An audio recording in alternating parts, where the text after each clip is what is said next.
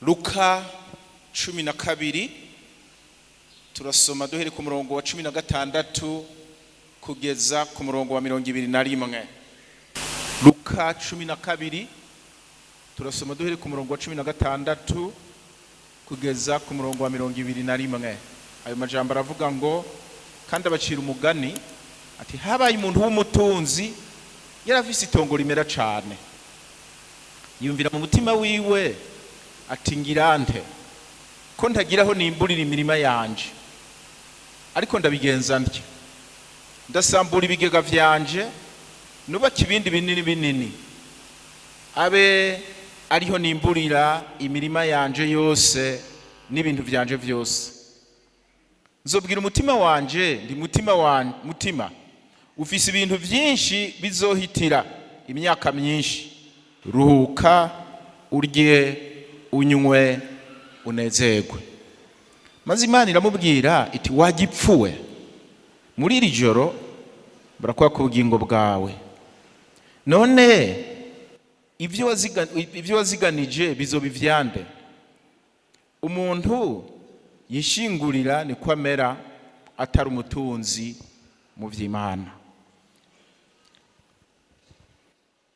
Mu minsi 3 tumaze hano abo twari turi kumwe twaronse akaryo keza ko kumva ijambo ry'Imana no kwiga ivyigwa bitandukanye.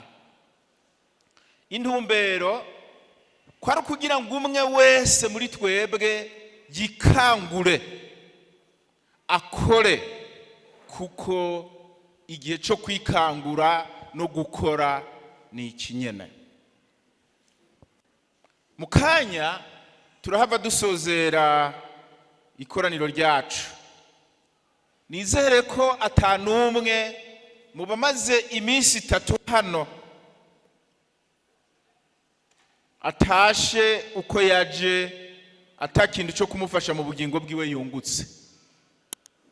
Nagira rero ntumire n'abatari kumwe natwe muri iyo minsi baje kuri uwo munsi w'Imana ngo nabo bifatanywe natwe twikangure dukore, kuko igihe niki.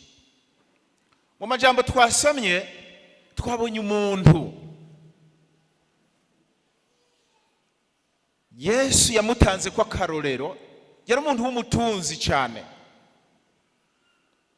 Yari umuntu w'umutunzi nk'uko biboneka ko yari yaratunganije ubutunzi bwiwe neza, arakora ibintu vyiwe neza, kandi usomye hano mu ijambo ry'Imana urabona ko yari umuntu yiyumvira cyane, agira umwimbu mwinshi.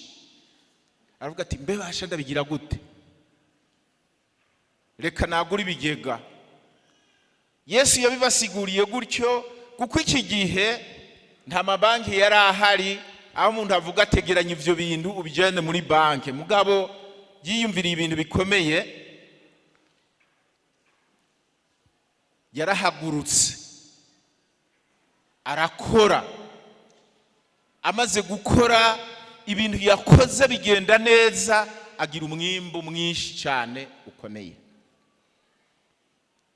Amajambo ngiye kuvuga nagomba ngo mwumve ko n'amajambo yerekana ko Imana ishigikira ko duhaguruka tugakora, kandi nk'uko twagiye tuvyiga mu vyigwa bitandukanye, iyo duhagurutse tugakora Imana ihezagira ibikorwa vyacu.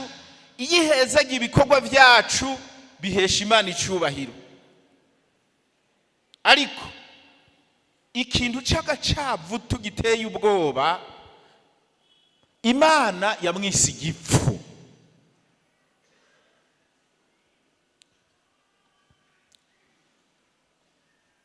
Natwe twarigishijwe ko dukwiye guhaguruka tugakora. Duhaguruke dukore, ariko ntitube ibipfu. Amajambo ye gusangira name nayise ngo ikangure dukore, ariko twirinde kuba ibipfu. Muna n'amajambo ndaza kubabwira impamvu Imana yise umuntu igipfu. hariho ibintu bine biboneka muri ya majambo twasomye vyatumye Imana yita uwo muntu igipfu. Nta Imana yamwise igipfu kuko yari umutunzi, nta Imana yamwise igipfu kuko yakoze ibintu vyiwe bikagenda neza. Turaza kubibona hano ivyo bintu bine kugira ngo natwe uko twiyemeje ko duhagurutse kugira ngo tuje gukora dukore neza, ariko twirinde kuba ibipfu. Icambere, umutunzi mu gihe ciwe yarahagurutse arakora, ariko Imana imwita igipfu kuko mu vyo yakoze vyose nta kibanza yahaye abandi bantu. Yarahagurutse arakora, ibintu bigenda neza, ariko Imana imwita igipfu kuko mu vyo yakoze vyose nta kibanza yahaye abandi bantu. Hano haravuga ngo habaye umuntu w'umutunzi yari afite itongo rimera cyane, yiyumvira mu mutima wiwe ati ndagira nte ko ntagiraho nimburira imirima yanje, ati ndabigenza ntya, ndasambura ibigega vyanje, nubaka ibindi binini binini, abe ariho nimburira imirima yanje yose n'ibintu vyanje vyose. Hano muri ano majambo hari ikintu kimwe giteye ubwoba. Muri iyi mirongo itatu yonyene uwo muntu yakoresheje ijambo jewe inshuro zitandatu, akoresha ijambo rwanje cyangwa ibintu vyanje inshuro zitanu, ariko nta wundi muntu n'umwe yigeze avuga. Nukuvuga iki? Mu bikorwa yakoze yarabitunganije neza, arabikora neza, biratera imbere, ariko ntiyabikoze wenyene. Hari abandi bantu benshi cyane, mbere bamwe atashobora no kwiyumvira, bamufashije barakora kugira ngo ashikaho yarageze, ariko ntiyigeze yiyumvira n'umwe muri aba. Ntiyavuze umugore wiwe, ntiyavuze abana biwe, ntiyavuze abakozi bamukorera, ntiyavuze abagenzi biwe, ntiyigeze avuga Imana. Yavuze ngo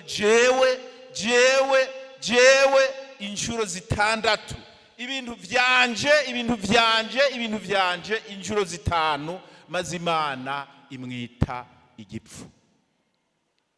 Bene data, twikangure, duhaguruke, dukore. Ni naco Imana iduhamagarira, kuko Imana ivuga ngo udakora ntakarye, areke no gufungura. Namasaba abapasitori ko bakurikirana, n'abavyeyi bakurikirane abana n'abakuze badakora bababuze gufungura, kuko nico ijambo ry'Imana ritubwira. Ariko nahari Imana iduhamagarira, twibuke ko ubugingo bwacu Kristo bushimikiye ku migenderanire dufitaniye n'abandi bantu. Muribuka kimwe mu vyiga twigishijwe, twavuze ibijanye n'imigenderanire y'urufatiro, ivyo twita relation stratégique, ko ari ikintu gikomeye cyane mu bikorwa dukora vya misi yose. Ariko ubugingo Kristo bwubakiye ku migenderanire dufitaniye n'abandi bantu.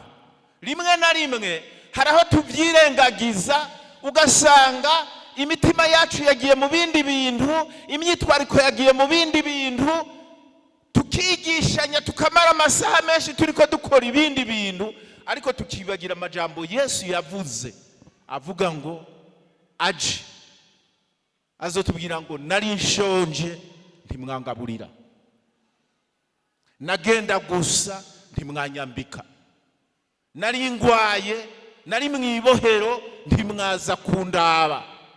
Nabo ngo bariko bamubaza ati mwami, twakubonye ryari ushonje ntitwakugaburira, twakubonye ryari ugenda gusa ntitwakwambika, twakubonye ryari ugwaye uri mwibohero ntitwaza kuturaba. Ati ko mutabigiriye umwe muri bajya batoyi hajya bajya abandi bantu, na jewe ntavyo mwangiriye. Bene data, twikangure duhaguruke dukore nk'uko twavyigishijwe. umwe wese muri mwebwe akoresha inguvu ziwe, akoresha ubwenge bwiwe, ariko twibuke ko tudakwiye kuba ibipfu. ni ukuvuga ngo duhe ikibanza abandi bantu, kuko wewe uriho, kuko abandi bantu bahari. wicaye ukaraba izo mpuzu wambaye kugira ngo zibe izo mpuzu abantu zaciye mu maboko, abantu bazikoze, imashini zazikoze. Gwabo bantu bose usanga hari impamvu dukwiye guha ikibanza abandi.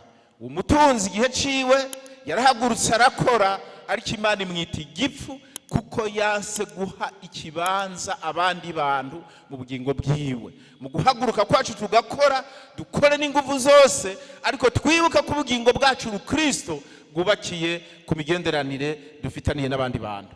icya kabiri, mutunzi mu gihe ciwe yarikanguye arakora, ariko Imana imwita igipfu kuko mu byo yakoze byose nta mugambi w'ibihe bidashira yari afise. nta mugambi w'ibihe bidashira yari afise. mu murongo wa 19 yavuze ngo nzobwira umutima wanje, ni mutima wanje ufise ibintu byinshi bizohitira imyaka myinshi, ruhuka urye unywe unezerwe. hano tubona ko umuntu n'ivyo yarahagurutse arakora, aratunganya ibindi bintu byose, ariko yibagira ko ubuzima bwacu budaherera hano mu isi. hirya y'urupfu rw'umubiri hari ubundi bugingo.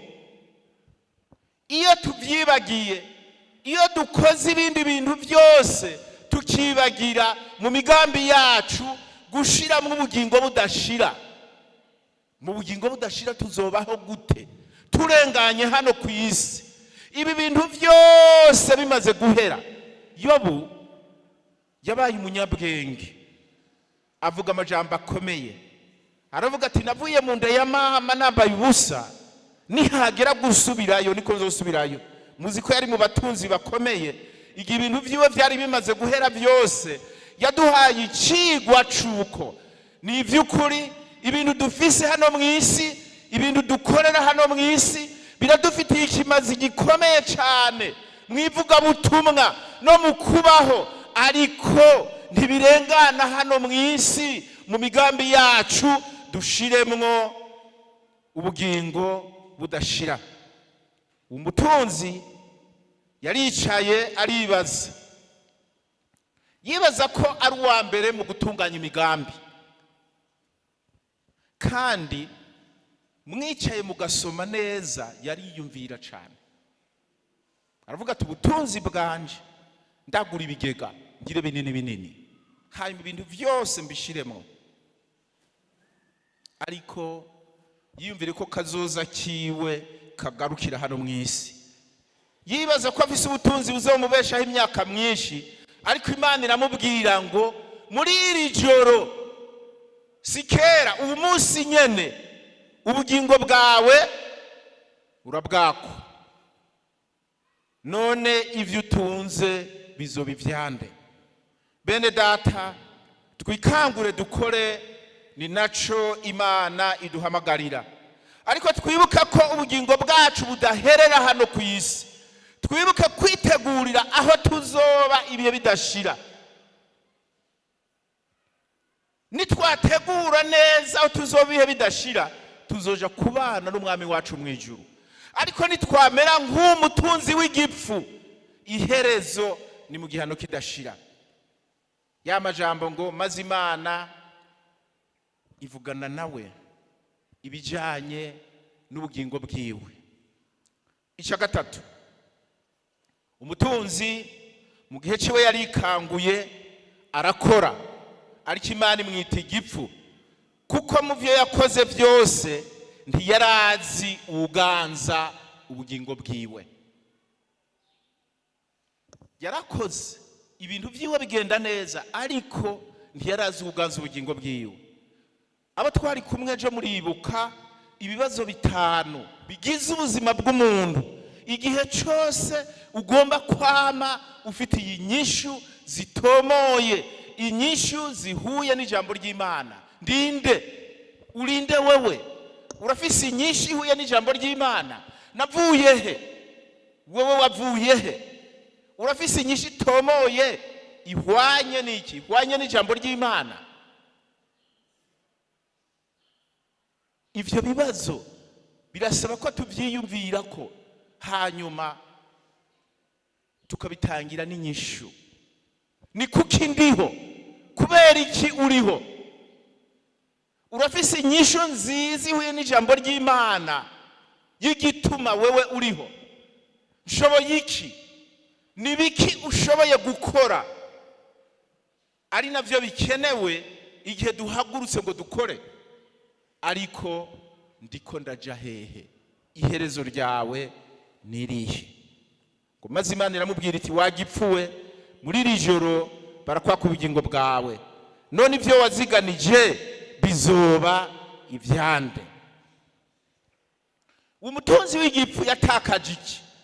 Yatakaje ivyo yari afise vyose, kuko yari akiriko aravyiyumvira mu buzima bw'ingene aza gusambura ibigega, agire binini binini, yabonye yavyujuje vya bintu, ariko arabwira umutima wanje iti cara uruhuke urye unezerwe. Imana iti sikera, uno munsi ubugingo bwawe barabukwaka, ivyo bintu bizoba ivyande.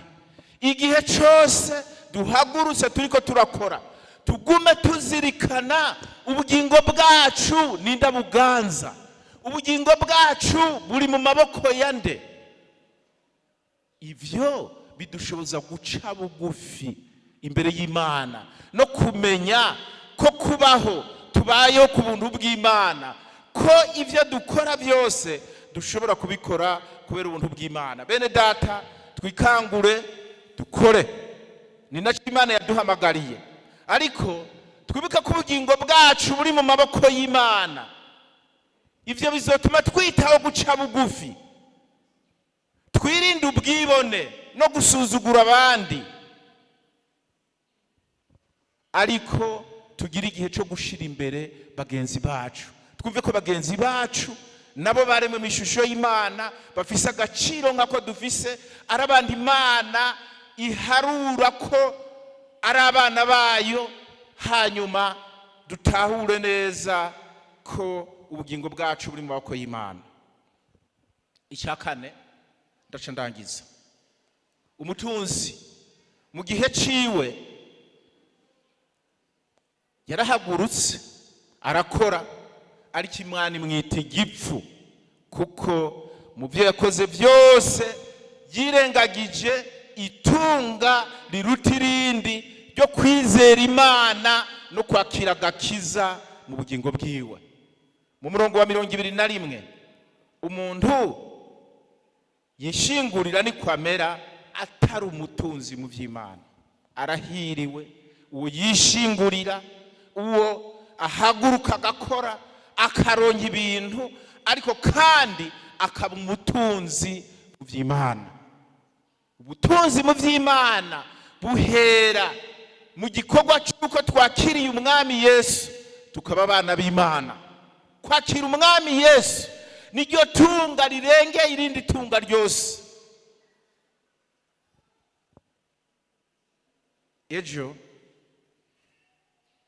twavuganye ku murongo uri muri Yohana 1 mu murongo wa 13. Tuvuga ko Imana idafise abuzukuru, Imana ifise abana gusa. Abo bana b'Imana nibo bafise amahirwe, nabo bana b'Imana tugomba ko abantu bose bahinduka abana b'Imana, hanyuma bahaguruke tugire gute? Dukore ibintu byo guhagarika imitima, ibintu byo kwidodomba, ubuzima bwazimvye n'ibiki, ni ivy'ukuri buzimvye. Twavuganye ngo turi incabwenge, natwe duce twicara hasi twiga ubuhinga bw'ingene tugwiza ubutunzi kugira ngo ubuzima bugire gute? Buzimbuke. Ariko umuntu arashobora kugira ubutunzi bw'umubiri ariko ari umukene mu butunzi bw'impwemu. Hano mu ijambo ry'Imana turabona ko umuntu Imana yamwise igipfu kubera yirengagije itunga riruta irindi. Bene data, twikangure tuve hasi dukore, kuko nicyo Imana iduhamagarira. Ariko twibuke ko Imana iri hose, aho turi hose nihiri. Imana izi byose n'ibyo twiyumvira. Imana ishobora byose, kandi ijambo ry'Imana ritubwira ngo izoshira mu rubanza ikintu cyose. Mu Musiguzi 12 umurongo wa 13 n'uwa 14 havuga ngo byose byarumviswe, insozero yabyo niyi: wubaha Imana, witondere ibyagezwe nayo, kuko ari byo bibereye rwose umuntu wese. Kuko Imana izoshira igikorwa cyose mu rubanza, hamwe n'ikintu cyose gihishijwe, ari kibi ari cyiza. Duhaguruke dukore, ariko twirinde kuba ibipfu. Umutunzi yatsinzwe nuko atigeze aho ikibanza umuntu n'umwe mu bugingo bwiwe. Kandi Imana iduhamagarira gukunda abantu bose, kuko nitwagera imbere y'Imana ibyizotubaza bizoba bijanye n'imigenderanire twagiriranye n'abantu. Umutunzi yarahagurutse arakora, ariko atsindwa nuko mu migambi yiwe nta ciyumviro cy'ibihe bidashira yigeze yibaza ibya hano mu isi gusa. Aheje kubitunganya, Imana iti uno munsi wewe urataha, bya bindi bisigaranwa nande. Twitegure rero, dutegure ubugingo budashira. Ubugingo bwacu nibwarangira hano mu isi, aya mazu tubamwo, izi sengero, amafaranga dufise n'ibindi bintu nivyahera, turonka akaryo kukubana n'Imana yacu mu bwami bwo mwijuru. Umutunzi yarahagurutse arakora mu gihe ciwe, ariko atsindwa n'iki? Atsindwa nuko mu byo yakoze yirengagije umuntu aganza ubuzima bwiwe. Bene data, waba uri mu mashuri, waba uri umudandaza, mu gikorwa cyose ukora, ntiwirengagize umuntu aganza ubuzima bwawe. Ni nawe afise igitigiri cy'iminsi uzobaho. Bibiliya imbwira ngo naho wogira gute ntushobora kongera ko n'umunsi n'umwe. Uwo muntu ntitumwirengagize, kuko arahambaye cyane. Umutunzi mu gihe ciwe yarahagurutse arakora. Imana imwita igipfu kuko yirengagije itunga riruta irindi. Duhaguruke dukore, nivyo Imana iduhamagarira, kandi yasezeranye ko izoduhezagira. Twarabyize neza abo twari kumwe mu majambo y'Imana, iratubwira ko izoduha ubuhizi bwo kuronka itunga. Iravuga ko tuzoba b'imbere tutazoba b'inyuma. Iravuga ko izoduhezagira amaja n'amaza, turi mu gisagara, turi mu gihugu hagati, ko Imana izoduhezagira. Ariko twiyumvire ku itunga riruta irindi ryo kuzobaho ibihe bidashira mu bwami bwo mwijuru. Umwami Yesu abahezagire. Dusenge Imana. Mana yacu nziza, turagushimiye ko uri Imana udukunda, utugirira neza. Kandi muri iyi minsi wavuganye natwe, utwigisha guhaguruka tugakora. Kandi usezerana ko nitwahaguruka tugakora uzoduhezagira, tukagira umugisha. Mbere wavuze ko tuzobura aho tuwukwiza. Ariko muri ano majambo naho, n'aka karorero Yesu watanze, utubwiye ko nitwahaguruka tugakora dukwiye kwirinda ntitubi bipfu. Turasenze rero Mwami ngo dushoboze, ugendane natwe, amajambo yose twigishijwe ahinduke nk'imbizi y'amazi mu mitima yacu, kugira ngo tuyagendere, duteze imbere igikorwa cyawe, dutere imbere mu bugingo bwacu, ariko tugenda duhagaze twemye, tuvuga ngo ubugingo bwacu naho buzorangira hano mu isi, data yantegekanirije ubugingo budashira aho nzubana nawe ibihe byose, mbisenze mu izina rya Yesu.